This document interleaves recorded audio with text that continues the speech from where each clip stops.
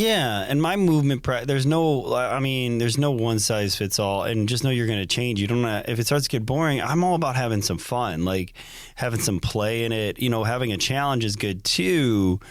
But like where I'm at, like for example, when I found out I had two torn discs in my lumbar spine, got stuck in bed last year and couldn't move for like a day.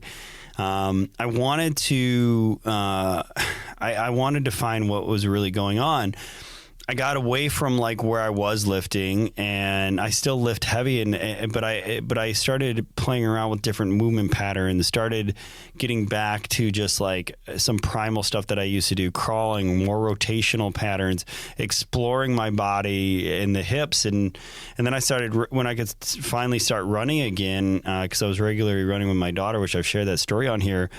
I just started running every day, and I've been running at least a mile a day for like 410 days straight, and my body's never felt better, everything around it. And it's because I'm more intentional about my movement. I'm doing I'm really focused on like the hips and the shoulders, as far as like I'll spend 10 minutes every day doing, whether it's before my workout or just at some point before I do some major physical challenging stuff, that I will do this 10-minute thing that I've just kind of created that's my own, and it's weird, but I feel better, and it's a little fun.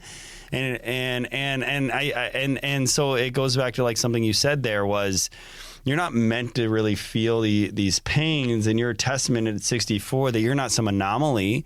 You just need to kind of start moving and walking. And so what would you say to somebody that's listening, because there's so many people, like I feel especially as men, we're just told to suck it up, deal with it, but you don't have to. Like, what would you tell somebody who's struggling with their own challenges, especially related to pain, that are listening to this right now?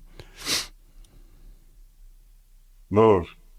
Move and eat well. I mean, I had a guy reach out to me who I knew 20 years ago. He actually used to work for me.